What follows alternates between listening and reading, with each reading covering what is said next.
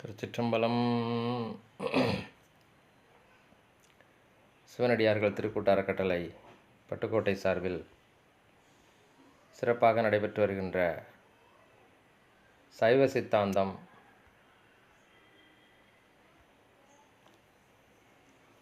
உண்மை விளக்கம் பாடத்தின் 9 பாடல்கள் வரையிலான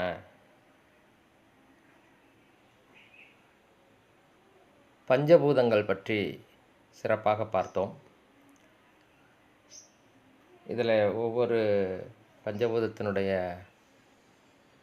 வடிவம் என்ன, நிறம் என்ன, அதனுடைய குறி என்ன, அதனுடைய தன்மை என்ன, அடுத்தது ஒவ்வொரு பஞ்சபூதத்துக்கான அதிதேவதைகள் யார், அவர்களுடைய பணி என்ன என்பன குறித்து விளக்கமாக பார்த்தோம். அது பற்றிய ஒரு அருமையான பட்டியல், அதாவது ஒரு டேபிள் காலம், அட்டவணை, அது ரொம்ப சிறப்பாக நம்முடைய திருவாவடுதுறை ஆதீன சைவ சித்தாந்த நேர்முக பயிற்சி புத்தகத்தில் இருக்குது. அதை மட்டும் நான் உங்களுக்கு எடுத்து போட்டு விட்றேன். புஸ்தகம் வச்சுக்கிறவங்க அவங்களுடைய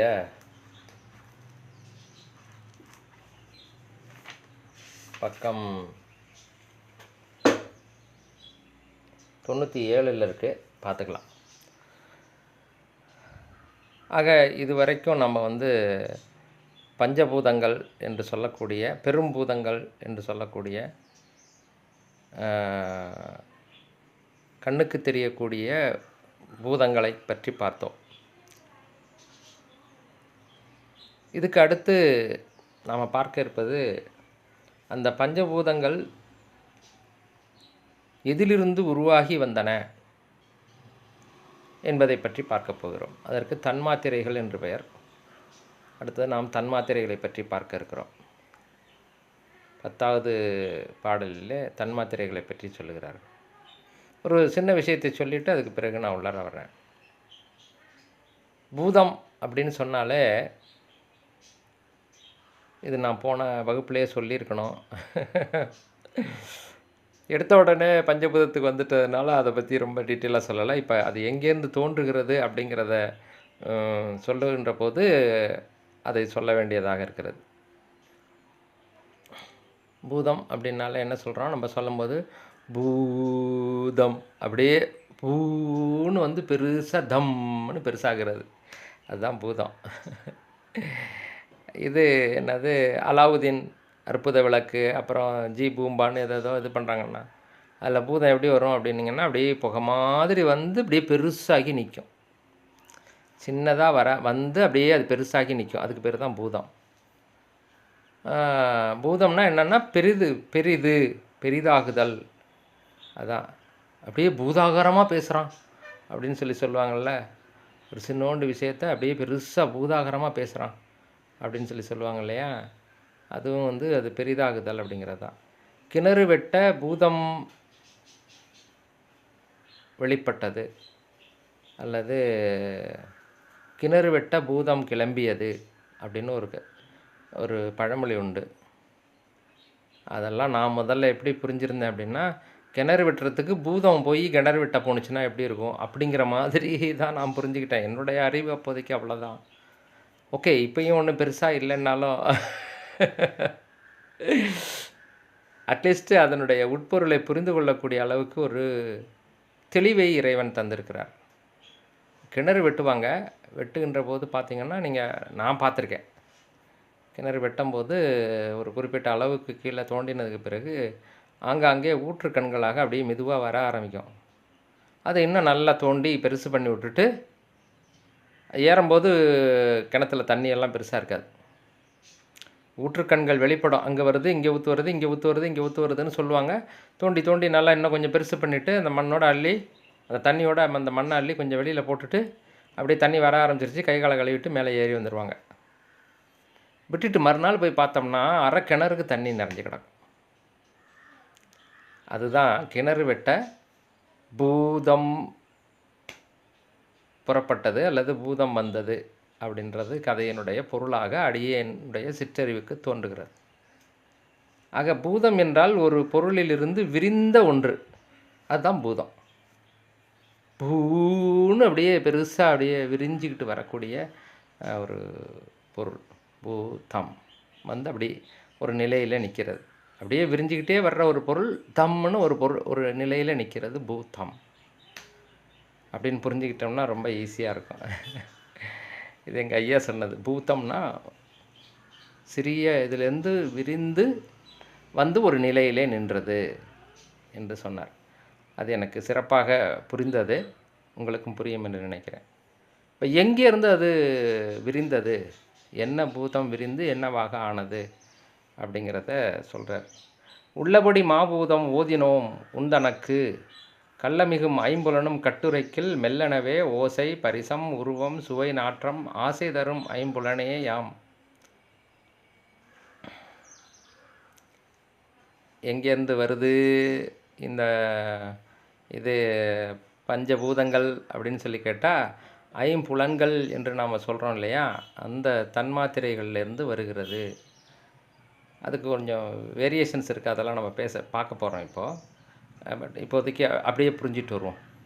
ஐம்புலன்கள் தன்மாத்திரைகள் அப்படின்னா ரெண்டும் ஒன்றுன்னே வச்சுட்டு வருவோம். அப்புறம் புலன்னு சொல்கிறீங்க, அப்புறம் தன்மாத்திரைன்னு சொல்கிறீங்க, இது என்னன்னா அந்த வித்தியாசத்தை நான் சொல்கிறேன். நான்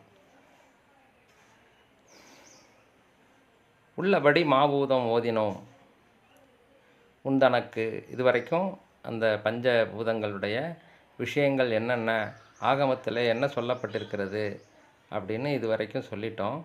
இப்போ அதுக்கு அடிப்படையாக இருக்கக்கூடிய ஐம்புலன்கள் அல்லது சூக்கும பூதங்களை பற்றி சொல்லுகிறேன் என்று சொல்லுகிறார். அதில் சுவை ஒளி ஊறு ஓசை நாற்றம் அப்படிங்கிறது தன்மாத்திரைகள் என்று சொல்லுவார்கள். அதை ஓசை பரிசம் உருவம் சுவை நாற்றம் அப்படின்னு சொல்கிறாங்க. இவங்க தோற்ற முறையில் சொல்லிட்டு வருவாங்க. அதை நான் அப்பப்போ விளக்குறேன். அது இப்போ உங்களுக்கு சந்தேகமாக இருந்துச்சுன்னா என்னது வகுப்புலையும் கேளுங்க, நான் சொல்கிறேன். அதாவது எல்லா விஷயங்களும் ஆக சூக்குமமாக மிக மிக சூக்குமமாக இருக்கக்கூடிய பொருள்களிலிருந்து விரிஞ்சது தான்.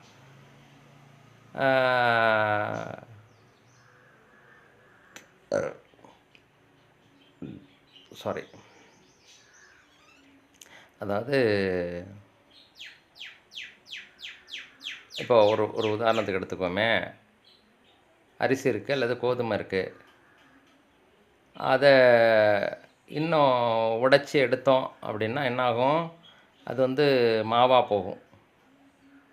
அதையும் இன்னும் கொஞ்சம் தண்ணி விட்டு நல்லா அலசி இது பண்ணி அதுக்குள்ளே என்னென்ன இருக்குது அப்படின்னு பார்த்தா, அதில் விட்டமின்ஸ் இருக்குது, மினரல்ஸ் இருக்குது, கார்போஹைட்ரேட்ஸ் இருக்குது, அப்புறம் சோன்சோ இந்த விஷயங்கள் இவ்வளோ விகிதாச்சாரத்தில் கலந்துருக்கு அப்படின்னு சொல்லுவோம். அப்போ இதெல்லாம் சேர்ந்தது தான் அந்த பொருள், அரிசி அல்லது கோதுமை அப்படின்னு வச்சுக்கோமே. அப்போ அவைகளெல்லாம் சூக்குமமாக இருக்கிறது எல்லாம் ஒன்று சேர்ந்து ஒரு கடினமான பொருளான உடனே அது இன்ன பொருளாக நமக்கு தெரிகிறது. அது சூக்குமமாக இருக்கும்போது நம்ம கண்ணுக்கு தெரியல. இப்போது அடுத்த லெவல் சூக்குமம், இப்போது அதாவது ஒரு அரிசியாக இருக்கும்போது அது தூளமாக நமக்கு தெரிகிறது, நெல்லாக இருக்கும்போது தூளமாக தெரியுது. அதை எல்லாத்தையும் சுத்தம் பண்ணி அதை அரைச்சி மாவாக்கிட்டோம் அப்படின்னா அது கொஞ்சம் சூக்குமம் ஆகிடுது. அரிசின்னு தெரியல, அது சூக்குமம் ஆகிடுது. அப்புறம் அதையும் நல்லா கழுவி இது பண்ணி அதுக்குள்ளே என்னென்ன இருக்குது அப்படின்னு அலசி ஆராய்ஞ்சோம்னா அதுக்குள்ளே நிறைய அந்த கெமிக்கல் காம்பவுண்ட்ஸ் எல்லாம் போட்டு காமிச்சு C+O+H+ என்னென்ன போட்டு காமிப்பாங்களா அதெல்லாம் வரும். ஓகே, நம்ம அவ்வளோ டீப்பாக உள்ளார போக வேண்டாம். ஆனால் அதுதான் கடைசியில் அதுதான் மூலக்கூறு கட்டமைப்பு, அணுக்கள் அப்படி போயிடும். அப்போது அந்த அணுக்கள் என்கிற அந்த சூக்கும நிலையிலிருந்து அடுத்தது அதுகளெல்லாம் ஒன்று சேர்ந்து அடுத்த மூலக்கூறுகள் நிலைக்கு மூலக்கூறுகள் ஒன்றாக சேர்ந்து ஒரு திசுவாக உருவாகி, அந்த திசுக்கள் எல்லாம் ஒன்றாக சேர்ந்து புரோட்டீனாக உருவாகி, புரோட்டீன் எல்லாம் ஒன்றாக சேர்ந்து ஒரு பொருளாக, ஒரு அரிசியாக, ஒரு இதுவாக நிற்கிது இல்லையா. அப்போது அது மாதிரி சூக்குமத்தை நோக்கி நம்ம அப்படியே போயிட்டே இருக்கோம். முதல்ல வெளியில் இருக்கக்கூடிய இந்த தூளமான பொருள், கண்ணுக்கு தெரியக்கூடிய பருப்பொருளை பார்த்தோம். இப்போ அதுக்கு சூக்குமமாக இருக்கக்கூடிய அடுத்த லெவலில் பார்க்குறோம். இப்போ தன்மாத்திரை என்பதிலிருந்து விரிந்தது தான் வந்து இந்த தூள பொருள் அப்படின்னு சொல்லிட்டு அந்த தன்மாத்திரையை இப்போ நம்ம பார்க்குறோம். இந்த தன்மாத்திரை அப்படின்றதுக்கு என்ன சொல்கிறாங்கன்னா, தன் ப்ளஸ் மாத்திரை, தன் அளவிலே செயல்படுவது, தான் மாத்திரம் அது மட்டுமே செயல்படும். அதனால் அதுக்கு தன்மாத்திரைன்னு பேர். தான் மட்டும், தன் மாத்திரம், தான் மாத்திரம் செயல்படும். அப்போது ஒவ்வொரு பூதங்களும் அந்த தன்மாத்திரையிலேருந்து தான் விரிகின்றன. முதல்ல பார்த்தோம் பூதம்னா என்னென்னா, பூதம் அப்படி பூன்னு விரிஞ்சு தம் அப்படின்னு ஒரு நிலையில் நிற்கிறது. அதுதான். அதுக்கடுத்தது இந்த தன்மாத்திரையினுடைய அடிப்படையில் தான் ஞானேந்திரியங்கள்லாம் செயல்படும். அதை நம்ம அதுக்கான ஒரு சார்ட், அதாவது ஒரு அட்டவணை போட்டு அதை தனியாக நம்ம காட்ட போகிறோம். அது நான் கொடுக்குறேன். நான் இருக்குன்னு நினைக்கிறேன். ஆமாம், இருக்கிறது.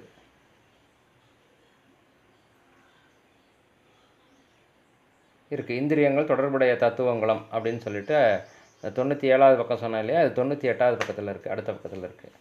ஸோ அதையே நான் கொடுக்குறேன். நான் இது ரொம்ப எளிமையாக இருக்குது. ஸோ அதுக்காக தனியாக போய் நம்ம அலைய வேண்டியதில்லை. இப்போது இதுலேருந்து என்னென்ன வந்தது அப்படின்னு சொல்லி பார்த்தோம் அப்படின்னா, அதை மட்டும் கொஞ்சம் பார்த்துருவோம்.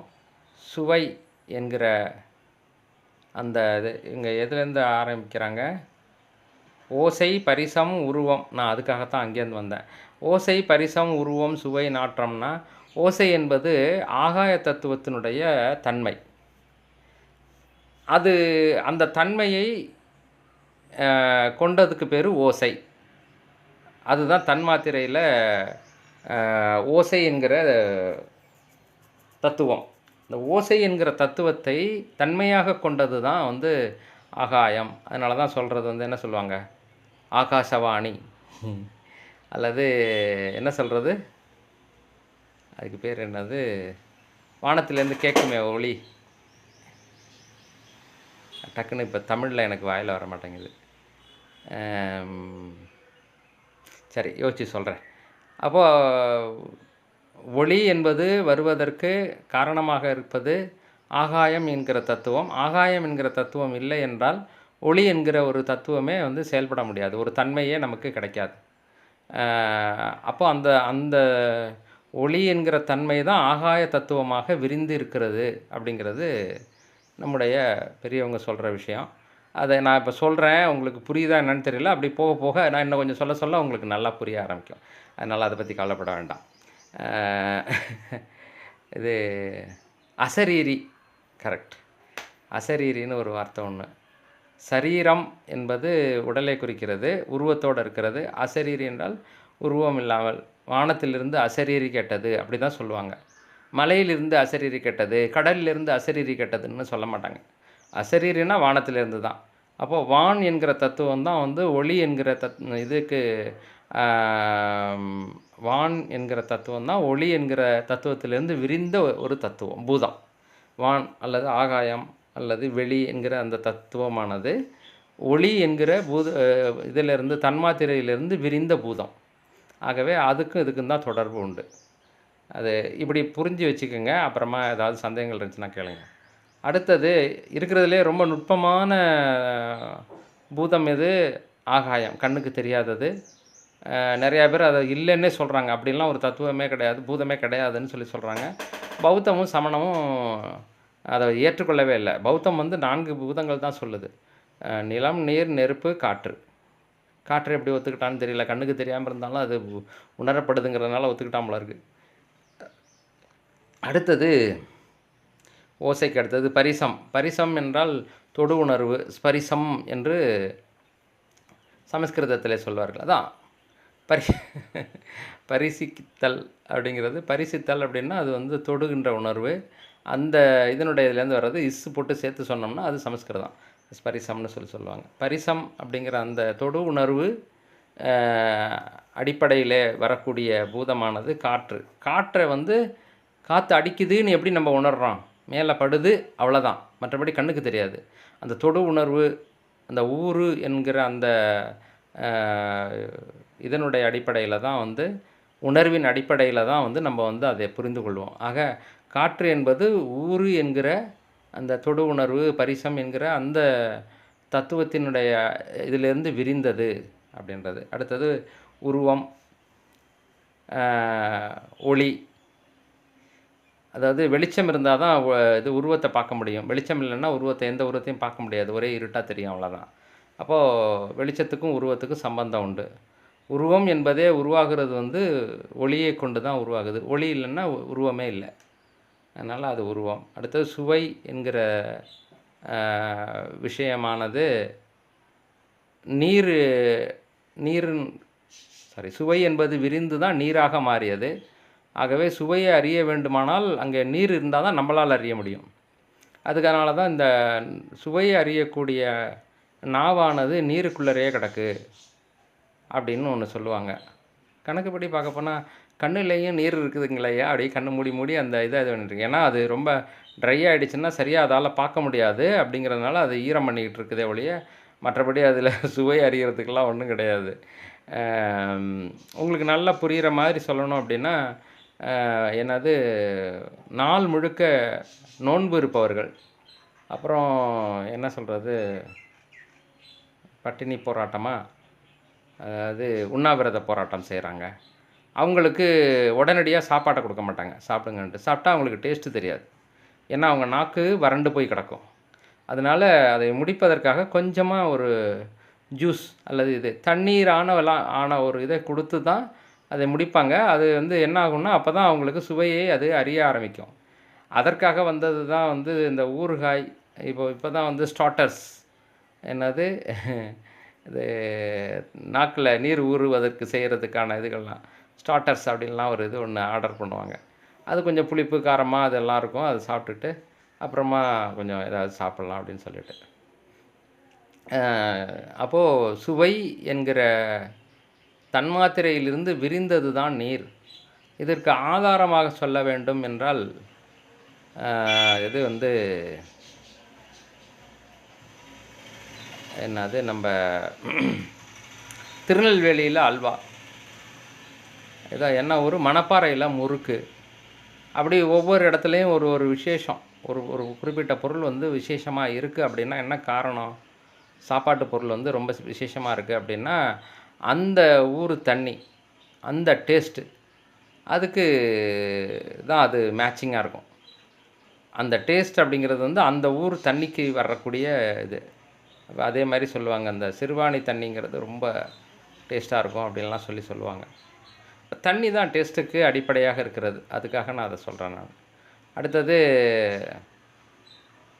நாற்றம், அதாவது வாசனை, மூக்கால முகரக்கூடிய அந்த இது வந்து அந்த நாற்றத்தினுடைய அடிப்படையில் தான் வந்து மனம் அப்படின்னு சொல்கிறோம் இல்லையா, அதனுடைய அடிப்படையில் தான் மண் என்கிற பூதமானது விரிந்திருக்கிறது. ஆகவே இதான் வந்து மண் மனம், மண் வாசனை சொல்கிறேன் இல்லையா. இதில் மதுரையில் மல்லிகைப்பூ வந்து கமகமன்னு வாசனை அடிக்குதுன்னா அந்த ஊர் மண்ணினுடைய இதில் கிடைக்கக்கூடிய ஒரு சில கெமிக்கல்ஸ், அதுக்கு அந்த மண்ணினுடைய இதுக்கு தான் அந்த வாசனை. அதே மதுரை மல்லியை நீங்கள் நம்ம ஊரில் கொண்டாந்து வச்சிங்கன்னா அவ்வளோ வாசனை இருக்குமான்னு தெரியாது. அந்த ஊரில் அந்த இதில் விளைஞ்சிச்சின்னா தான், அந்த மண்ணில் விளைஞ்சிச்சின்னா தான் அந்த வாசனை. அப்போ வாசனை என்பது மண்ணுக்கே உரியது அப்படிங்கிறது சொல்கிறது, மண் வாசனை. ஆக இப்போ இதிலேருந்து நம்ம என்ன தெரிஞ்சுக்கிட்டோம்னா, இந்த பஞ்சபூதம்னு ஒன்று பார்த்தோம், அடுத்தது தன்மாத்திரைன்னு ஒன்று பார்க்குறோம். இந்த தன்மாத்திரையிலேருந்து விரிஞ்சது தான் வந்து பூதம் அப்படிங்கிறத பார்த்து நம்ம முதல்ல பார்த்ததோடு இதையும் வந்து தொடர்பு படுத்தி கொண்டு நாம் ஞாபகம் வச்சுக்கலாம். இப்போ மறுபடியும் இதை ஒரு ரீகேப் மாதிரி சொல்லிடுறேன் நான். அதாவது கீழேருந்து போகிறோன்னு வச்சுக்கோங்களேன், இதில் சொல்கிற மாதிரி இது வந்து மேலேருந்து வந்திருக்கு, அதனால் இப்போ நான் கீழேருந்து போகிறேன். மண் என்கிற தத்துவமானது வாசனை அல்லது நாற்றம் என்கிற தன்மாத்திரையிலிருந்து விரிந்த பூதம். அடுத்ததாக சுவை என்கிற தன்மாத்திரையிலிருந்து விரிந்த பூதம் வந்து நீர். அடுத்தது ஒளி என்கிற தன்மாத்திரையிலிருந்து, அதாவது லைட், வெளிச்சம், அந்த ஒளி என்கிற அதிலிருந்து விரிந்த பூதம் தான் வந்து நெருப்பு.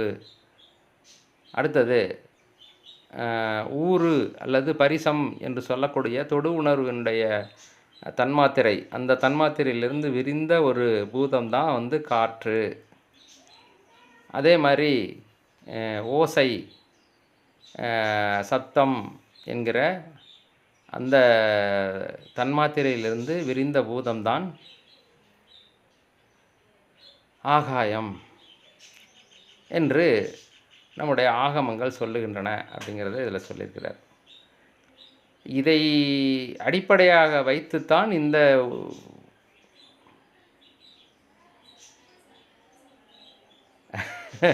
நல்லா அருமையாக சொல்லியிருப்பார். பாடலை நல்லா கவனிக்கணும். இது வந்து நான் சொன்னது கருத்து. கள்ள மிகும் ஐம்புலனும் கட்டுரைக்கில், இந்த ஒரு கள்ளம் நிறைந்த ஒரு திருட்டுத்தனமான ஒரு ஐம்புலன் என்ன அப்படின்னு பார்த்தோம்னா இதுதான். இதனுடைய கடைசியில் அதுக்கான விடை சொல்கிறேன் நான். கள்ளம் மிகுங்கிறதுக்கு ஆசை தரும் ஐம்புலன் இவைகள் தான் அப்படின்னு சொல்கிறார். இதைத்தான் தேடி ஓடிட்டுருக்குறோங்கிறத புரிஞ்சுக்க அப்படிங்கிறத அங்கே நல்ல அழுத்தமாக சொல்லியிருக்கிறாரு. அதை கடைசியிலே ஒரு தடவை பார்க்க போகிறோம். இதனுடைய முடிவிலே பார்க்குறோம் நம்ம. அதாவது தன்மாத்திரையை முடித்து அடுத்து ஞானேந்திரியம் முடித்ததுக்கு பிறகு அங்கே ஒரு வார்த்தையை வச்சுருப்பார். அங்கே வந்து இதை வந்து விளக்கிடுறோம் நம்ம. அடுத்தது 11வது பாடல். ஞானேந்திரியங்கள் நன்றா உரைக்க கேள். இப்போது பஞ்சபூதத்தினுடைய சூக்கும பூதமாக இருக்கக்கூடிய தன்மாத்திரைகளை பற்றி பேசிட்டோம். அதில் இன்னொரு முக்கியமான விஷயம் ஒன்று இருக்குது, அதையும் சொல்லிடுறேன் நான். ஏன்னா அதில் இந்த புத்தகத்தில் ரொம்ப விளக்கமாக கொடுத்துருக்கிறார்கள். அதையும் நீங்கள் தெரிந்து கொள்ள வேண்டும். அதற்காக அதாவது ஒரு இதுக்கும் தன்மாத்திரைக்கும் ஒரு குணம் உண்டு. அந்த குணத்தை வந்து எல்லாமே வச்சுருக்குன்னு சொல்ல முடியாது.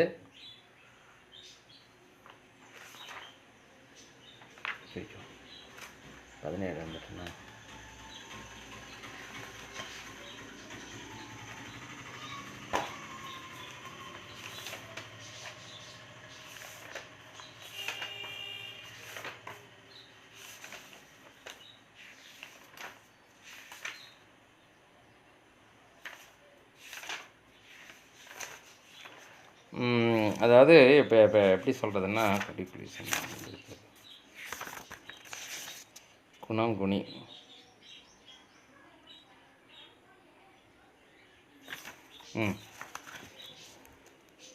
அங்கே சொல்லியிருக்கிறத அப்படியே படிச்சிடுறேன். சத்தத்தின் காரியமாகிய ஆகாயத்தில் இருப்பது சத்தம் என்கிற ஒரு குணம் மட்டும். ஸ்பரிசம் தொடு உணர்வு காரியமாகிய வாயுவில் இருப்பது சத்தமும் ஸ்பரிசமும் ரெண்டும் இருக்கும். சரிதானே? காற்று மேலே பட்டுச்சுன்னா உணர முடியும் ஸ்பரிசம். ஊன்னு அடிக்கும், சத்தம் இருக்கு. அப்போ உள்ளார சத்தம் இருக்கும். ரைட்டு. உருவத்தின் காரியமாகிய தேயுவில் இருப்பது சத்தமும் பரிசமும் உருவமும். இது காற்றில் இது நெருப்பில் என்னென்ன இருக்கும் அப்படின்னா உருவம் இருக்குது. காற்றுக்கு நெருப்பு கிடையாது, இது உருவம் கிடையாது. நெருப்புக்கு உருவம் உண்டு. நெருப்புக்கு உருவம் உண்டு, சத்தமும் உண்டு. எரியும் போது ஒரு சின்ன சத்தம் ஒன்று வரும். அடுத்தது தொட்டால் சுடும், அப்போ ஸ்பரிசம் தொடு உணர்வும் இருக்குது. அப்போ இந்த 3 விஷயமும் சேர்ந்தது தான் நெருப்பு. உருவத்தின் காரியமாகிய தேவில் இருப்பது சத்தமும் ஸ்பரிசமும், அது பார்த்துட்டோம். ரசத்தின் காரியமாகிய அப்புவில் இருப்பது சத்தமும் பரிசமும் உருவமும். இப்போது நீருக்கு உருவம் உண்டா? உண்டு. அதாவது கண்ணால் பார்க்க முடியுது, அதுக்கு உருவம் இருக்குதுன்னு அர்த்தம். அதாவது ஓகே, குழப்பிக்க வேண்டாம். அதாவது என்ன வடிவத்தில் எடுத்து வைக்கிறோமோ அந்த வடிவத்தில் அது நிற்கும். அதுக்குன்னு தனிப்பட்ட வடிவம் கிடையாது, திடம் கிடையாதே தவிர மற்றபடி கண்ணால் பார்க்க முடியும், கையால் எடுக்க முடியும், எல்லாம் செய்ய முடியும். அடுத்தது சத்தம் இருக்குது, சலசலன்னு சத்தம் போட்டுக்கிட்டு ஓடும். ஸ்பரிசம் இருக்குது, தொட்டால் சில்லுன்னு அந்த உணர்வு தெரியும். உருவம் இருக்குது. இதுவும் உண்டு. என்னது, சாப்பிட்டோம்னா டேஸ்ட்டுங்கிறதும் தெரிய வரும். அந்த ரசம் சுவையும் உண்டு. அதில் வந்து வாசனைங்கிறது கிடையாது. கணக்குப்படி பார்க்க போனால் சுத்த தண்ணீருக்கு வாசனை கிடையாது. அது ஏதாவது விஷயங்களில் சேர்ந்து கெட்டு போனதுக்கு பிறகோ அல்லது அதில் வேறு ஏதாவது மற்ற இதனுடைய அந்த வாசனையை சேர்த்தா தான் அது கலந்து நிற்கும். இல்லாட்டினா அதுக்கு கிடையாது.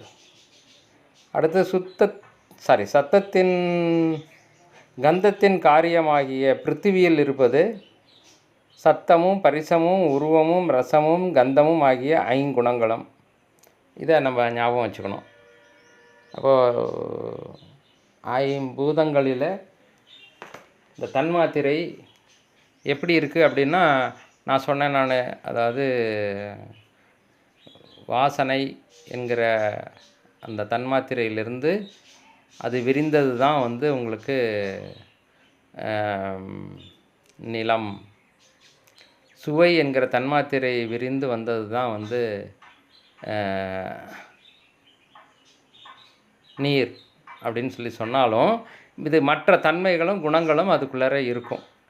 இப்போ இதுக்கு மட்டும்தான் வந்து கலப்பில்லாமல் இருக்கும். வெளிங்கிறது வந்து சுத்த வெளின்னு அதுக்கு பேர். என்ன காரணம்னா வேறு எதுவுமே இருக்காது.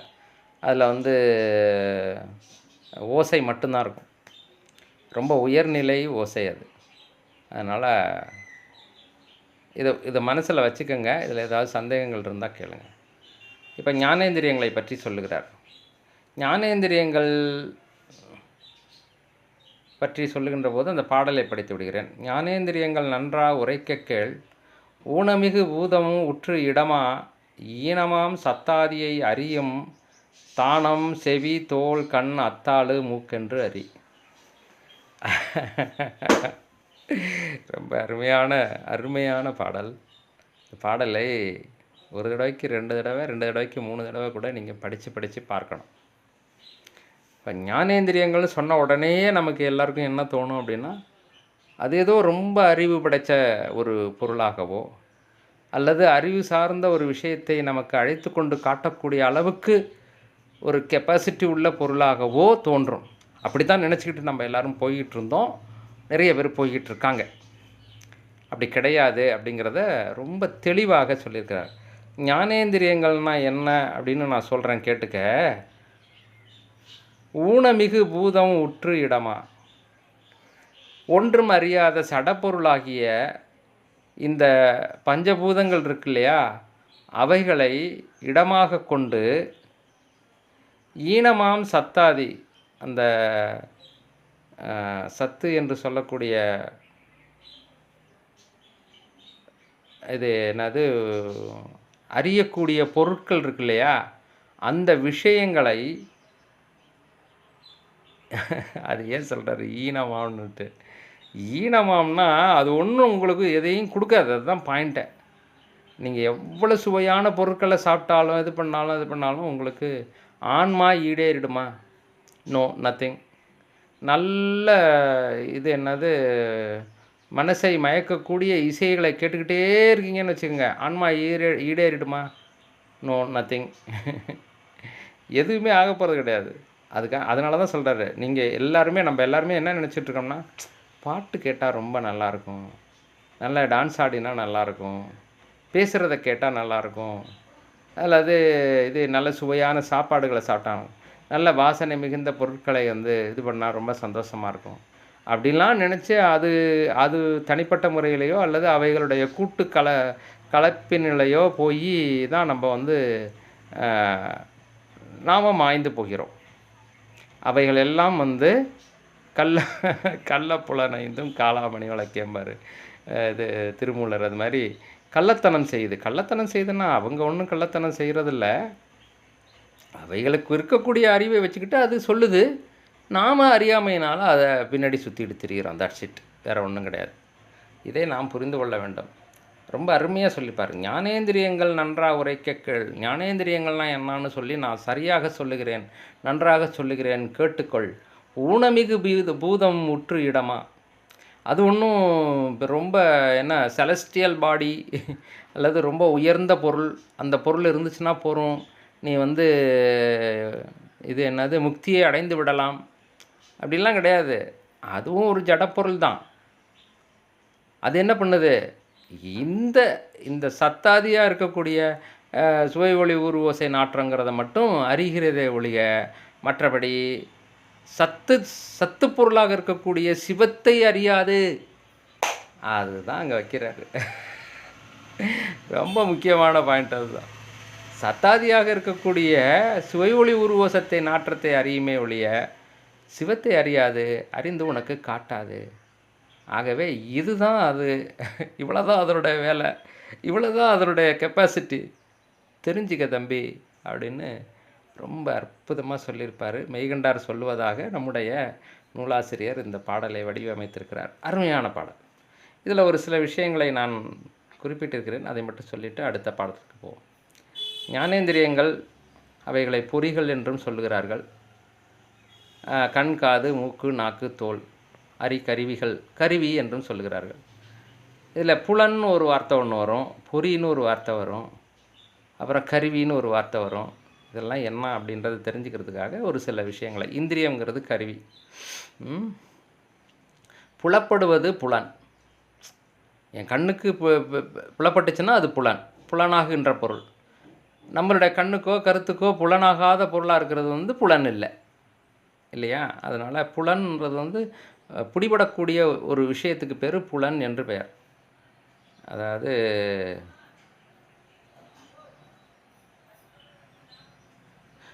புலப்படக்கூடிய பொருட்கள் மாட்டுகின்ற கருவி பொறி, எலிப்பொறி. ஒரு உதாரணத்துக்காக எலிப்பொறியை கொடுத்துருக்குறேன். அப்போ எலி என்கிற புலனை பிடிக்கக்கூடிய கருவி எலிப்பொறி. அப்போ மானை பிடிக்கிறதுக்கு அதுக்கு வேறு மாதிரியான பொறி. கரடியை கண்ணாடி வச்சு பிடி, கண்ணாடியை காட்டிப்பிடி, இதை வேறு எதையோ காட்டிப்பிடின்னு சொல்லுவாங்க. அது மாதிரி ஒன்றுக்கும் ஒரு விதமான பொறி, ஒரு விதமான புலன்களை பிடிப்பதற்கான பொறிகள் வேறு வேறு மாதிரி இருக்கும். அப்போது சுவையை அறியக்கூடிய நாக்கு ஒரு மாதிரி இருக்கும், அது ஒரு மாதிரி வேலை செய்யும். உருவம் ஒளியை அறியக்கூடிய கண்ணானது அது ஒரு மாதிரி இருக்கும், அது ஒரு மாதிரி வேலை செய்யும். ஓசையை அறியக்கூடிய காது அது ஒரு மாதிரி இருக்கும், அது ஒரு மாதிரி வேலை செய்யும். இதெல்லாம் உங்களுக்கு புரியும். அதனால் அந்தந்த குறிப்பிட்ட புலன்களை, அதாவது விஷயங்களை பிடிக்கக்கூடிய கருவியாக அதுகள் அமைக்கப்பட்டிருக்கின்றன. அதனால் அவைகளை பொறி, கருவி அப்படின்னு சொல்லிக்கலாம். இந்திரியம் அப்படிங்கிறது அறிகின்ற திறன். இந்திரியம்னு பேசுகிறது அறிகின்ற திறனை இந்திரியம் என்று சொல்லுகிறார்கள். அடுத்தது பொறிங்கிறது கருவி. நம்ம பார்த்துட்டோம். அந்த புலன்களை பிடிக்கக்கூடிய திறமை உள்ள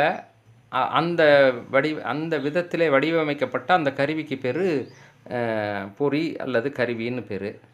புலன்கிறதுங்க ஐம்புலன்கள், சுவை, ஒளி, உருவோசை, நாற்றம். பொறிங்கிறது கண், காது, மூக்கு, நாக்கு, தோல். ஓகே, இப்போ ஒரு சின்ன இதை கொடுத்துருக்குறேன். கேட்டல்ங்கிறது திறன், காதுங்கிறது பொறி அதாவது கருவி, புலன்கிறது சத்தம், ஓசை.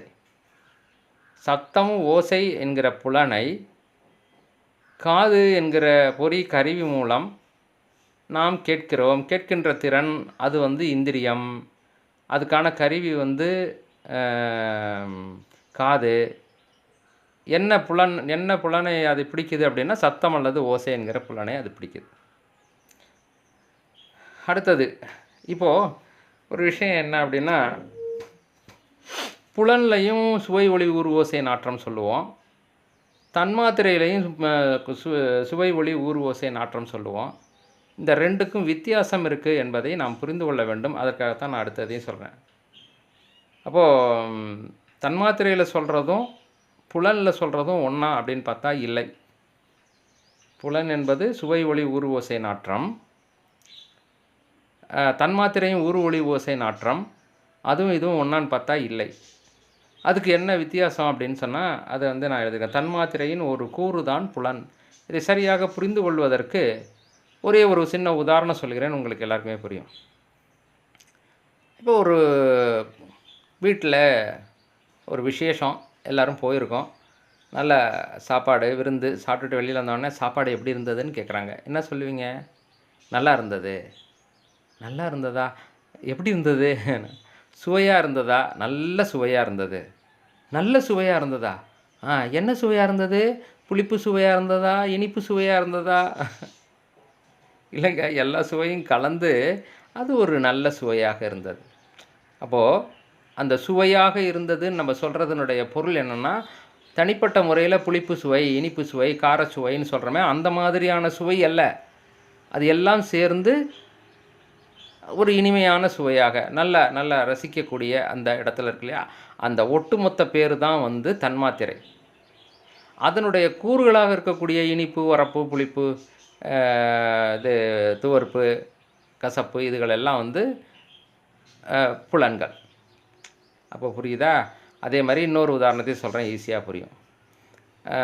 நம்முடைய சூரியனுடைய ஒளி வந்து வெண்ணிற ஒளி, வெண்மையான ஒளி.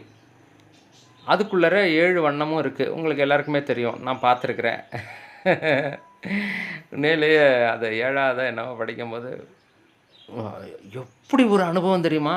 அவ்வளோ ஆனந்தமாக இருந்துச்சு எனக்கு. மை காட், இந்த சூரிய ஒளிக்குள்ளே இத்தனை வகையான வண்ணம் இருக்குதா, பார்த்துக்கிட்டே இருக்கணும் போல இருந்துச்சு. எனக்கு என்னமோ இன்றைக்கி நினச்சாலும் அவ்வளோ எக்ஸைட்டிங்காக இருக்கும். என்னடா அது அப்படி அது சொல்ல முடியாது. அப்படி ஒரு ஆச்சரியம், அப்படி ஒரு அனுபவம் எனக்கு. எப்படி அருமையாக இருக்குது. இதுக்குள்ளேருந்து அந்த இதுகள் பிரிஞ்சு வர்றதை பார்க்கும்போது எனக்கு அப்படி ஒரு ஆனந்தம், சொல்லனாத ஆனந்தம் அனுபவித்தேன் நான் அதை. அப்போ அந்த ஒளி அப்படிங்கிறது வந்து சூரியன்கிட்டேருந்து வரக்கூடிய வெண்ணிற ஒளி மாதிரி ஒளி, அவ்வளோதான், வெளிச்சம். அதில் பல்வேறு கூறுகளாக பச்சை, மஞ்சள், சிவப்பு, அது மாதிரி இது வந்து நிறம் அப்படிங்கிறது வந்து அதுவும் ஒளி தான். என்னது கலர் லைட்டு தான் அதுவும். ஆனால் என்ன ஆகும் அப்படின்னா, நிறங்கள் என்பது ஒளியினுடைய கூறு. அப்போ அதை வச்சு புரிஞ்சுக்கணும். இப்போ சுவை, தன்மாத்திரை அப்படின்னா இனிப்பு, புளிப்பு, அது மாதிரி ஒவ்வொன்றும் அதனுடைய கூறுகளாக இருக்கிறதெல்லாம் புலப்படும். அதே மாதிரி அதே மாதிரி தான் எல்லாமே. என்ன சொல்கிறது, ஓசை எடுத்துக்கிட்டோம்னா எல்லாம் கலந்த மாதிரி இருக்கிறதுக்கு பேர் ஓசை அப்படின்னு பேர். அதை தனித்தனியாக பிரித்தோம்னா இது இதனுடைய ஓசை, சங்கினுடைய ஓசை, இது கடலுடைய ஓசை, இது இந்த குறிப்பிட்ட பறவை எழுப்புகின்ற ஓசை, இது வண்டியினுடைய ரீங்கார ஓசை. அப்படி அதை டிஸ்கிரிமினேட் பண்ணி, அதாவது வித்தியாசப்படுத்தி பார்க்குறோம் இல்லையா, அதுக்கு பேர் புலன். புரிஞ்சிருக்கும்னு நினைக்கிறேன். அது ஏதாவது சந்தேகங்கள் இருந்துச்சுன்னா நீங்கள் வகுப்பில் கேட்டுக்கோங்க. அடுத்தது நான் வந்துருச்சா? 1 2 3 4 5. Okay, right, done. இப்போது எப்படி வேலை செய்கிறது, அறிகருவிகள் எப்படி வேலை செய்கிறது அப்படின்னு சொல்லிட்டு 2 பாடலில் கொடுத்துருக்கிறாரு. இதில் வந்து வானிடமா நின்று செவி மண்ணும் ஒளியதனை ஈனமிகும் தோல் கால் இடமாக ஊனப் பரிசந்தனை அறியும் பார்வையிற் கண் அங்கி விரவி உருவம் காணுமே. அதை இதில் சொன்ன மாதிரி ஞானேந்திரியங்கள்னால் அது ஏதோ பெரிய அறிவு நிறைந்தது, உன்னை வந்து குருவாகிய நின்று உன்னை வந்து முக்திக்கு அழைச்சிட்டு போவோம், மோட்சத்துக்கு அழைச்சிட்டு போவோம், இதுதான் ஞானத்தை கொடுக்கக்கூடியதுன்னு நினச்சிக்காத அப்படின்னு சொன்னவர் இங்கே எவ்வளோ அழகாக சொல்கிறார். வானிடமா நின்று செவி மண்ணும் ஒளி அதனை, அதற்கான இது இங்கே கொடுத்துருக்குறேன், நான் அதை திரும்பி படிச்சிடுறேன். நான் ஈனமிகும் தோல், நல்லா கவனித்து படிக்கணும். அதை இன்னும் கொஞ்சம் மறுபடி படித்து அதனுடைய அர்த்தத்தை அவர் என்ன சொல்ல வர்றாருன்ட்டு. இந்த தோல் இருக்கே, ஈனமான தோல், அழிஞ்சி நாரி போகக்கூடிய அந்த தோல் இருக்கே, அதை காற்றை இடமாக கொண்டு ஊனப்பரிசந்தனை அறியும். ரொம்ப மோசமான அந்த ஸ்பரிசம்ன்ற அந்த ஒரு உணர்வை அறியும். அதுக்கு பேரே ரொம்ப அழகாக வச்சுருக்காங்க, எனக்கு ரொம்ப பிடிச்சிருந்துச்சி. அதை பற்றி நான் சிந்திக்கும் போது அந்த அந்த பரிசம் அப்படிங்கிறதுக்கு தமிழில் பேர் என்னென்னா ஊறு. ஏதோ ஊறுது, உடம்புல ஏதோ ஊறுற மாதிரி ஒரு ஃபீலிங் இருக்குது அப்படின்னு சொல்கிறோம்ல, அந்த ஊறு. அந்த ஊறு என்கிற அந்த வார்த்தையை வேறு ஒரு இடத்துல எங்கே பயன்படுத்துவாங்கன்னா, துன்பம் என்பதற்கு பயன்படுத்துவார்கள். ஊறு பயக்கும், ஊறு விளைவிக்கும், இது வந்து ஊறு செய்விக்கும் அப்படின்னா அது வந்து துன்பத்தை கொடுக்கும் என்று ஒரு. அப்போது இதுவும் அதுவும் எப்படி ஒன்றாக்கியிருக்காங்க. அது நீங்கள் உள்ளர போய் யோசித்து பார்த்தீங்கன்னா தெரியும். இருக்கிறதுலே மிக மோசமான மடரகமான ஒரு ஒரு உணர்வு அப்படின்னா அந்த ஊருங்கிற உணர்வு தான். அது இருந்துச்சுன்னா மேலே வர முடியாது. பட் ஆனால் அடிப்படையில் அது தேவை. அதை வச்சு தான் எல்லாத்தையுமே நம்ம ஏன்னா கண்ணு தெரியாதவன் வந்து இந்த இந்த தொடு உணர்வில் தான் எல்லாத்தையுமே கண்டுபிடிக்கிறான். அதனால் கண்ணு தெரிஞ்சிச்சுன்னா பரவாயில்ல. தெரியலைங்கிறப்ப ஊருங்கிறது தான் வந்து ரொம்ப உயர்நிலையாக இருக்கும். எல்லாத்தையும் அது மூலமாக தான் அவங்க அறிவாங்களே. ஓகே. ஆக மொத்தத்தில் பார்க்கின்ற போது எல்லாம் இருக்கிறவனுக்கு பார்த்திங்கன்னா இதுதான் வந்து ரொம்ப கீழ்நிலைக்கு கொண்டுட்டு போகக்கூடிய ஒரு உணர்வாக தொடு உணர்வு என்கிற அந்த ஸ்பரிசமானது இருக்கிறது. அதனால் அதை அப்படி சொல்லுவார். அப்புறம் பார்வை கண் அங்கி விரைவி உருவம் காணுமே. அந்த நெருப்பு என்கிற தத்துவத்தை அடிப்படையாக கொண்டு பார்வையில் அந்த பார்வையை அறியும் கண்ணானது அப்படின்னு சொல்லிட்டு இங்கே அதுக்கான இது அட்டவணை கொடுத்துருக்குறோம். அறிகருவி செவி வந்து ஓசை என்கிற தன்மாத்திரையை அடிப்படையாக கொண்டு காது என்கிற உறுப்பின் மூலமாக ஒளி என்கிற புலனை அறியும். மெய் என்கிற அறிகருவி தன்மாத்திரை ஊறு என்கிற தன்மாத்திரையினுடைய அடிப்படையில் தோல் என்கிற உறுப்பின் மூலமாக ஸ்பரிசம் என்கிற உணர்வை புலனை அறியும். வாய் என்கிற அறிகருவி சுவை என்கிற தன்மாத்திரை மூலம் தன்மாத்திரையை கொண்டு நாக்கு என்கிற உறுப்பின் மூலமாக சுவையை அறியும். புரிஞ்சுதா? அந்த சுவைக்கும் இந்த சுவைக்கும் வித்தியாசம் ஏற்கனவே சொல்லியிருக்கோம். தன்மாத்திரையில் இருக்கிற சுவை வந்து ஒட்டுமொத்தமாக குறிப்பாக சொல்கிறது.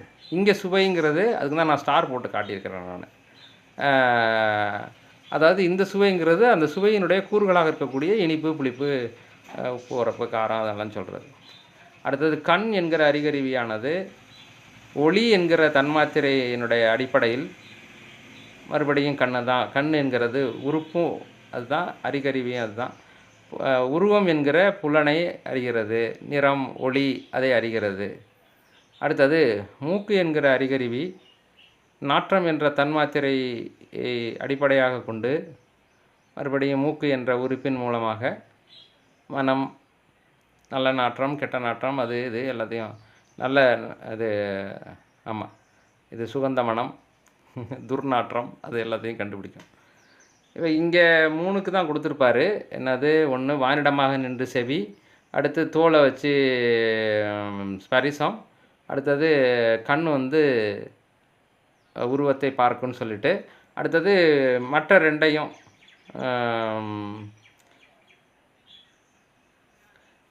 மூக்கும் நாக்கும் வந்து அடுத்த பாடலில் வரும். பாடி முடிச்சிருப்பார். இது ரொம்ப அற்புதமான ஒரு இது. நன்றாக நீர் இடமா நான் ரதம்தான் அறியும். இது ஏற்கனவே நம்ம பார்த்துட்டோம். அதாவது நீர் இருந்துச்சுன்னா தான் அது அந்த சுவையை உணரும். நாக்கு வறண்டு போச்சுன்னா சுவையை உணராது. நாங்கள் சின்ன பிள்ளையாக இருக்கும்போது நம்ம வீட்டில் புரட்டாசி மாத விரதம் இருப்பாங்க. அதுக்கு யாரும் சாப்பிட மாட்டாங்க. யாரும் காலையில் சாப்பிட மாட்டோம். ஆனால் குழந்தைங்க பசி தாங்காதுன்னு சொல்லிட்டு கொஞ்சம் இதை வறுத்துட்டு, என்னது அரிசியை வறுத்துட்டு திருவையில் போட்டு அரைச்சி நல்லா டின்னில் போட்டு வச்சுருப்பாங்க. அதில் கொஞ்சம் வெல்லத்தை போட்டு பிசைஞ்சு காலையில் எங்களுக்கு மட்டும் கொடுப்பாங்க. அவங்க அம்மா சாப்பிட மாட்டாங்க.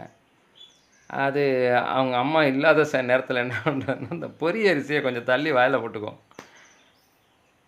போட்ட உடனே அதில் அந்த நாக்கில் இருக்க இதெல்லாம் அது எடுத்துடும். அந்த ஈரத்தை அது உறிஞ்சின உடனே அப்படியே என்னமோ ஒரு வைக்கல் அள்ளி போட்ட மாதிரி இருக்கும். சொல்லுவாங்கள்ல மண் மாதிரி இருக்குது அப்படின்னு சொல்லிட்டு, அது மாதிரி இருக்கும். கொஞ்ச நேரத்துக்கெல்லாம் அந்த நீர் மறுபடியும் ஊறின உடனே அந்த என்ன சொல்கிறது உமிழ்நீரானது ஊறின உடனே தான் அந்த டேஸ்ட்டு தெரிய ஆரம்பிக்கும். அப்படி சாப்பிட்ருக்கோம். அதனால் அதுதான் எனக்கு புரிதல். நன்றாக நீரிடமா நாரதந்தனை அறியும், பொன்றா மனமும் மூக்கு பூவிடமா நின்றறியும். ஓகேயா?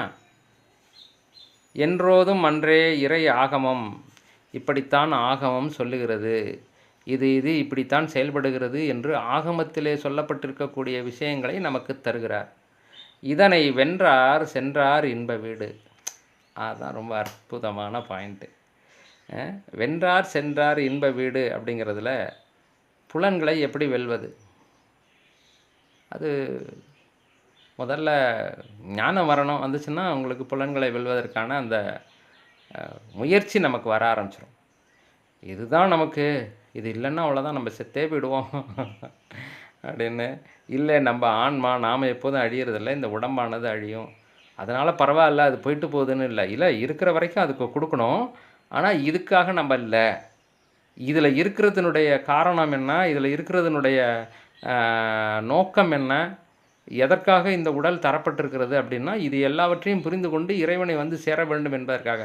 அப்போ சொல்லி கேட்டுக்கிட்டே இருக்கணும் பெருமான் இடத்துல. அதில் இருந்துக்கிட்டே, பெருமானை இந்த உடம்பு கொடுத்துருக்கீங்க, இதை நான் பத்திரமா பார்த்துக்கிறேன், இதுக்கு வேணுங்கிறதுகளெல்லாம் போடுறேன், ஆஹா இது ரொம்ப சூப்பராக இருக்குது அப்படின்னு சொல்லிட்டு அது பின்னாடி நான் ஓட மாட்டேன்.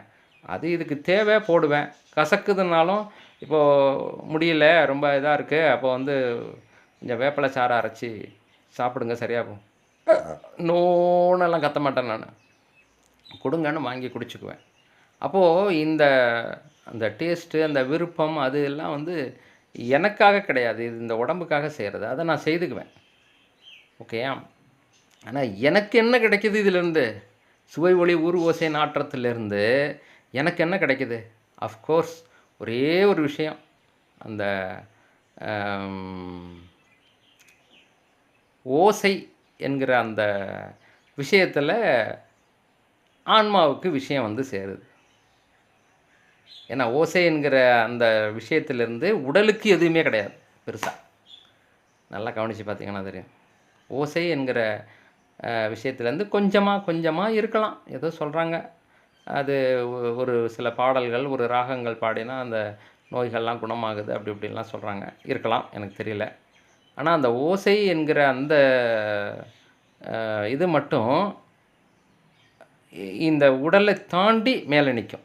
அதுதான் வந்து ஆகாய தத்துவம். அதனால் அப்படி இருக்கும். நல்லா கவனித்து பார்த்தீங்கன்னாலே தெரியும். இந்த சக்கரங்கள், இந்த தத்துவங்கள், இந்த பூதங்கள் எல்லாத்தையும் ரிலேட் பண்ணி பார்த்தீங்கன்னா எது கீழே இருக்குது, எது மேலே வருது அப்படின்னு சொல்லி பார்த்தீங்கன்னாலே உங்களுக்கு நல்லா புரியும்.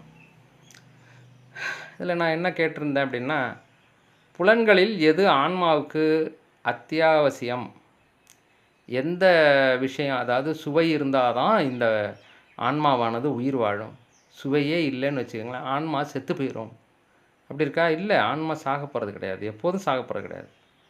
ஓகே, இப்போ இந்த உடம்புக்கு வந்து காலையில் 4 இட்லியை போடுறேன், மதியம் அந்த சாப்பாடு இது 4 கறியோட இதோட இல்லை, ஒரு பழையதையே திங்கிறேன், ஏதோ ஒன்று சாப்பிட்றேன், இந்த உடம்பானது வளர்ந்துக்கிட்டு இருக்கு இதை போட்டேன்னா. அது மாதிரி ஆன்மாவானது வளருதா, வளர்ந்து பலமாகுதா, அது எதையாவது செய்யக்கூடிய அளவுக்கு பெருசாகுதா? இல்லை, இது வேண்டான்னு சொல்லிட்டு தனித்து நிற்கக்கூடிய நிலைமைக்கு அது இருக்குதா? நத்திங், ஒன்றுமே இல்லை. அப்புறம் எதுக்கு அதெல்லாம்? இப்போ புரிஞ்சுதா? இப்படி தான் வந்து நம்முடைய பெரியவங்களெல்லாம் வந்து எல்லாத்தையும் விட்டுட்டு தவம் செய்கின்ற போது எப்படி சோறு தண்ணி இல்லாமல் கிடந்தாங்க இவங்கெல்லாம் அப்படின்ட்டு இதை உணர்ந்தார்கள். அதனால் இது ஒரு பெரிய பொருட்டாக தெரியவில்லை. ஆன்மாவுக்கு என்ன வேணும் அதை பார்த்தாங்க. இந்த உடம்புக்கு என்ன வேணும் அப்படிங்கிறத ஈவன் நம்மளாம் இப்போ பண்ணுறதெல்லாம் கூட உடம்புக்கு என்ன வேணும்னு கூட பார்க்குறதில்ல. அந்த புலன்களின் வழி ஓடுறமே ஒழிய அதனால் உடம்புக்கு நல்லதான்னு கூட பார்க்குறதில்ல. அது ரொம்ப ரொம்ப கேவலமான நிலை. முதல்ல இது நல்லா டேஸ்ட்டாக இருக்குது, இதை சாப்பிட்டோம்னா இந்த உடம்புக்கு நல்லது அப்படின்னு செஞ்சால் கூட ஓரளவு பாதி கிணறு தாண்டின மாதிரி. பாதி கிணறு தாண்டினாலும் கிணத்துக்குள்ளே உள்ளார உழுவ போகிறான்னு தான் அர்த்தம். இது ரொம்ப மோசம். அவன் வந்து சுற்றிக்கிட்டே கிடக்கணும், உள்ளுக்குள்ளே கிடக்கணும், கிணத்துக்குள்ளே கிடக்கணும், அந்த மாதிரியான ஒரு மோசமான நிலையில் இப்போ இருந்துக்கிட்டு இருக்காங்க. அப்போது புலன்களின் வழியானாக நாம் ஓடுகிறோம் என்றால் அது ஒன்றும் இல்லை. வெள்ளம் திங்கிறவன் ஒருத்தன், விரல் சூப்பரான் ஒருத்தனான்னு ஒரு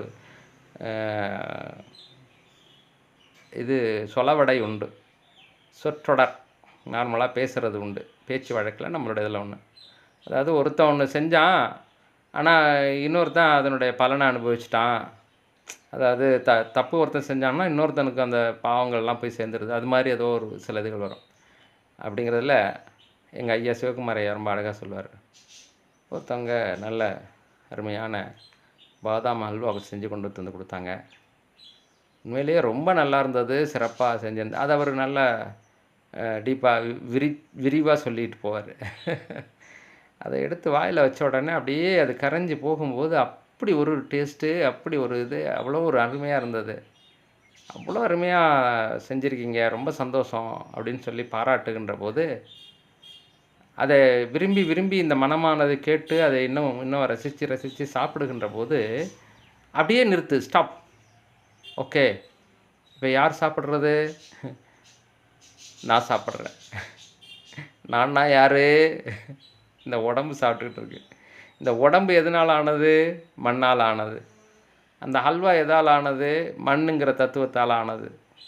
மண்ணும் நீரும் சேர்ந்த தத்துவத்தால் ஆன அல்வாவை மண்ணும் நீருமா ஆன தத்துவத்தால் ஆன இந்த உடம்பு சாப்பிட்டுக்கிட்டு இருக்கு. வெள்ளம் திங்கிறவன் ஒருத்தன் இது விரலை மட்டும் சுப்பிக்கிட்டு இருக்குது. ஆஹா, எவ்வளோ நல்லா இருக்கு. ஒரு ட்ராப் கூட அந்த ஆன்மாவுக்கு போய் சேராது. அந்த இது என்னது, பாதாம் ஹல்வா ஒரு 1/4 கிலோ சாப்பிட்ருக்கோன்னு வச்சுக்கோங்களேன். ரொம்ப நல்லா இருக்குன்னு சொல்லி விரும்பி விரும்பி 1/4 கிலோ சாப்பிட்ருக்கோன்னு வச்சுக்கோங்களேன்.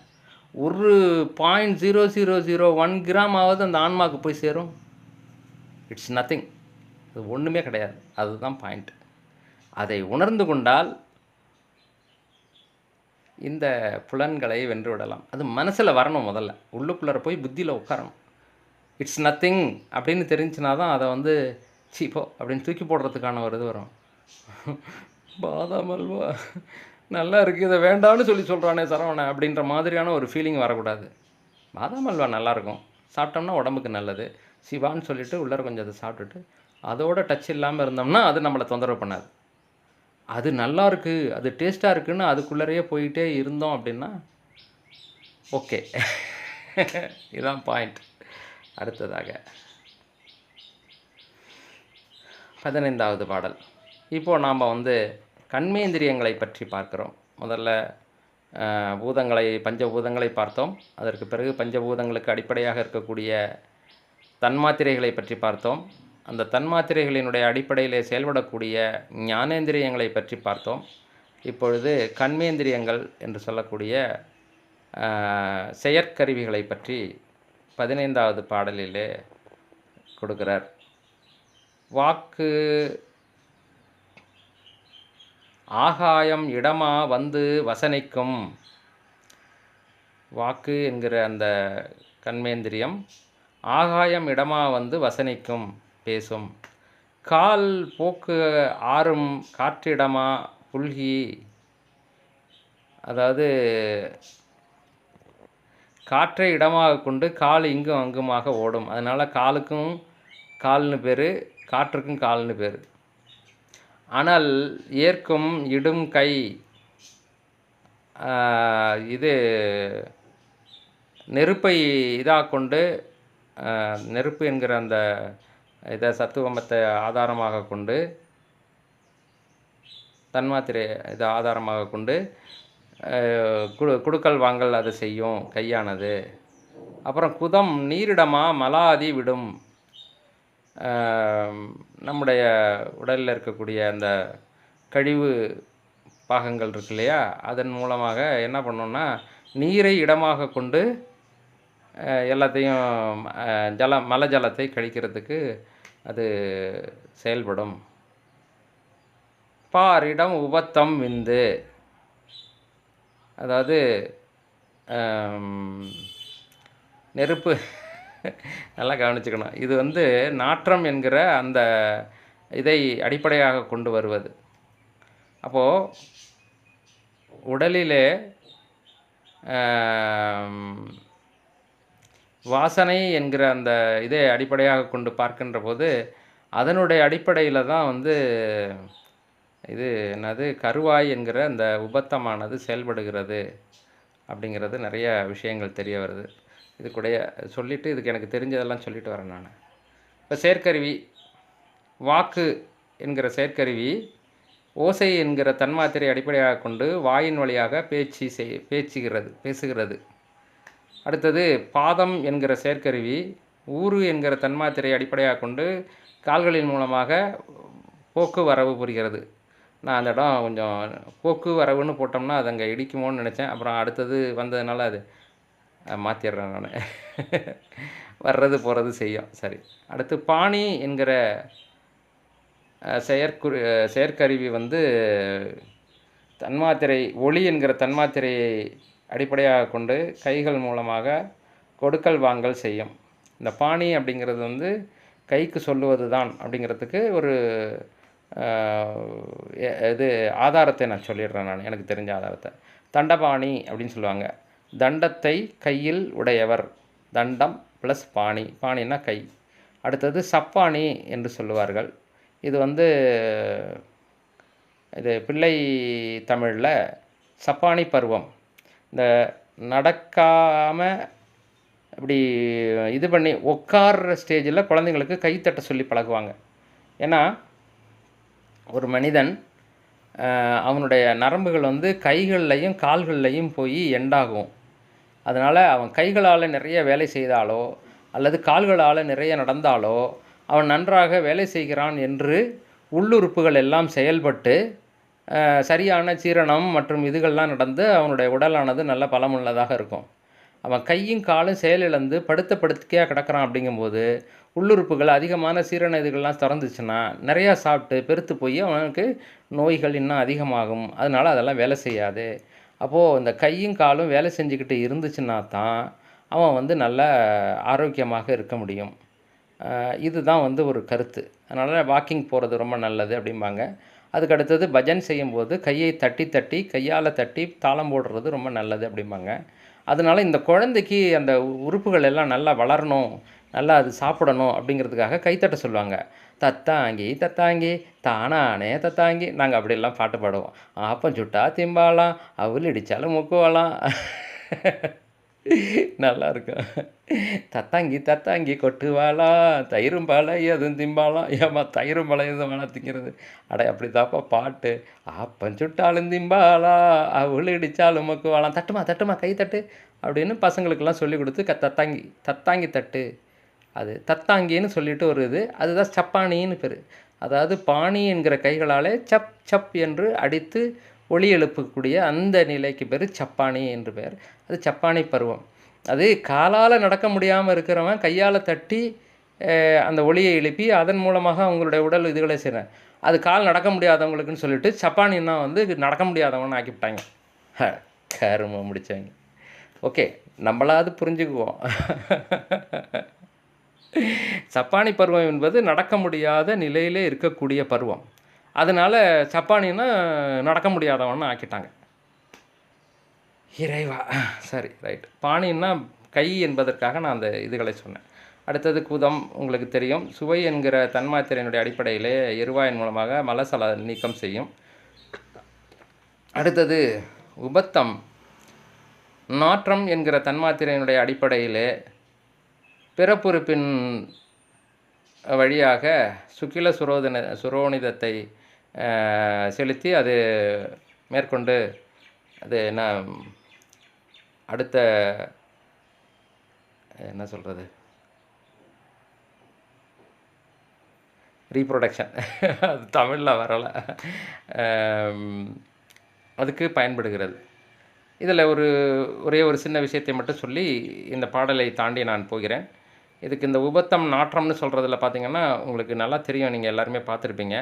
இந்த நாய் மாடு இதெல்லாம் வந்து அந்த இணை சேர்வதற்கு முன்பாக அந்த பெண்ணினுடைய இதுக்கு பக்கத்தில் போய் நிற்கும்போது அது யூரின் போகும். அதை மோப்பம் பிடிச்சி கண்டுபிடிச்சிரும். இது வந்து அதற்கு தயாராக இருக்கிறதா இல்லை இது கருவுற்று இருக்குன்னா தொடமாட்டாங்க. ரொம்ப சென்சிட்டிவ். அதே மாதிரி ஒரு குறிப்பிட்ட சமயத்தில், அதாவது அது அந்த விலங்கினமானது ரீப்ரொடக்ஷன் என்று சொல்லக்கூடிய அடுத்த இது ஜெனரேஷனை இது பண்ணுறதுக்கான வாயில் வரமாட்டேங்குது தமிழில் அதனுடைய வார்த்தையை. சரி, அதுக்கு தயாராக இருக்கிறது என்ற உடனேயே அதனுடைய உடம்பில் ஒரு வாசனையானது வரும். அது வச்சு தான் அது செயல்படும். என்னது, கஸ்தூரி மான் என்று ஒரு மான் ஒன்று உண்டு. அதுக்கு அந்த வயசில் அந்த ஒரு இதுகள் வருகின்ற பக்குவத்தில் என்ன பண்ணணும்னா அதனுடைய உடம்பில் ஒரு வித வாசனை வரும். அது எங்கேயோ வாசனை அடிக்குது, எங்கே அந்த வாசனைன்னு அந்த வாசனையை தேடி போகுவான் கஸ்தூரி மானானது. இப்படி ஒரு கதை இருக்கிறது. அதுபோல் அந்த புனுகு பூனையினுடைய விந்து தான் வந்து புனுகு சவ்வாது என்று சொல்வார்கள். அது ஒரு வாசனை நிறைந்த பொருளாக இருக்கும் என்பது கதை. அதுக்காக எதுக்காக சொல்கிறேன்னா, உங்களுக்கு புரியுறதுக்காக இதெல்லாம் ஞாபகம் வச்சுக்கிட்டிங்கன்னா, இதோட அதை ரிலேட் பண்ணுறதுக்கு நமக்கு வசதியாக இருக்குங்கிறதுக்காக நான் சொல்கிறேன் நான். நன்றி. Oh my god! ஆக இந்த மாதிரி சொல்லி இப்போ என்னென்ன பார்த்துருக்குறோம்? பூதம் முதல்ல பார்த்துட்டோம். இந்த பாடத்தில் நம்ம பார்த்தது அந்த பூதங்களுக்கு அடிப்படையாக இருக்கக்கூடிய தன்மாத்திரைகள், அதனுடைய சிறப்புகள், அது எப்படி